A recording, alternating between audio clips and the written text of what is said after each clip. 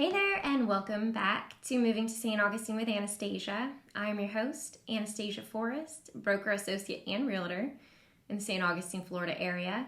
Today I'm making this video about homestead exemption in Florida. It is perhaps not the most exciting topic, but it is very relevant and very important. So I'm looking forward to getting into all about the homestead exemption with you.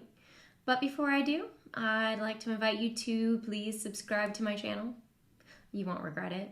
I will be providing a lot of very useful content about real estate related topics in St. Augustine, Florida that will have you glued to your seat. So go ahead and do that, and I'm going to go ahead and get on with my YouTube video.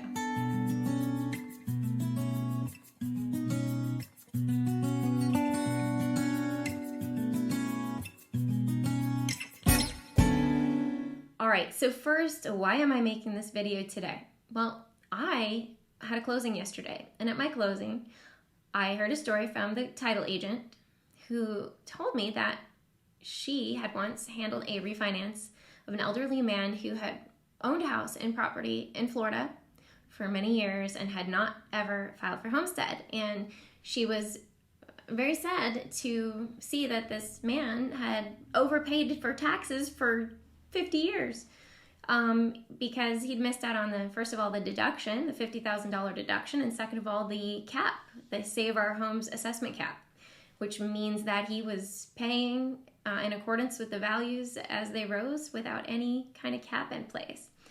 So I don't want that to happen to you guys. I'm making this video and we're going to talk about all of it so you'll know all about it. This is a benefit to you. If you own a property in Florida and it's your primary residence, you are eligible for homestead, the homestead exemption. One of the main benefits of the homestead exemption is that you can have up to a $50,000 deduction off of your property's assessed value. So say the tax appraiser decided your property was worth $250,000 for the year 2021. If you had that $50,000 homestead exemption, you would only be taxed on $200,000 instead of $250,000. So you can already see right there, that's a savings. Another very important piece to this is the Save Our Homes assessment cap. The Save Our Homes basically states that your assessed value can only go up by up to 3% every year. So take a rapidly increasing real estate market like Florida right now, where our prices are just being driven up. If you had this cap in place, it would put a limit on how much your property taxes could go up each year. So you would not be maybe surprised at the end of the year when the property taxes went up by more than you anticipated.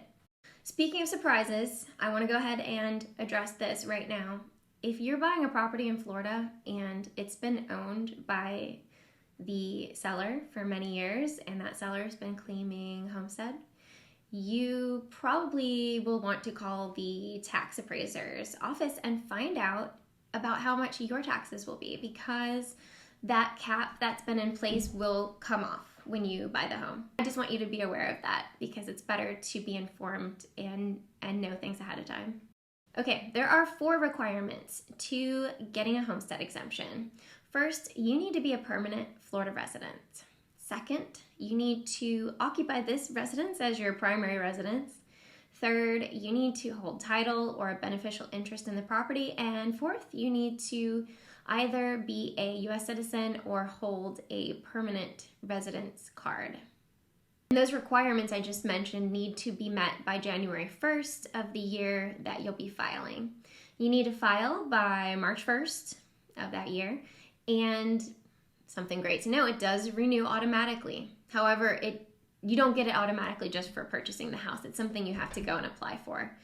So how do you apply for it? Well, it can be very easy. In St. Johns County, you can apply online. Personally, I recommend going down to the property appraiser physical location and getting your license. You can get your driver's license with the new address because you're going to need that. Then you can go right upstairs and go ahead and apply for your homestead exemption right there. I highly recommend applying for Homestead as soon as you can after closing. It'll be great to just get it out of the way, and then you'll have it done and you won't have to remember to do it before the deadline. All right, finally, let's talk about portability. Portability is an interesting concept, and what it means is when you buy a home in Florida and you've already owned, you have a previous home that was homesteaded, you can potentially transfer some of those Save Our Homes savings over to your new property. So portability means taking something from one thing and bringing it to another. And guess what? You're going to use another fun form to do this. It is called, wait for it, Transfer of Homestead Assessment Difference form. That's easy to remember. So you're going to complete not just a homestead exemption form when you get your new property, but you're also going to want to do this transfer of homestead assessment difference form too. So I hope this video has been helpful, and I hope it makes sense. If you have additional questions, please let me know or call your local property tax appraiser. If you're looking for somebody to help you with your real estate needs here in the Northeast Florida area, I would love to help you. Obviously, I'm looking out for your best interest because I'm making this video for you and I don't even know you. I hope that you guys have a great day, and I'll see you next time. Bye.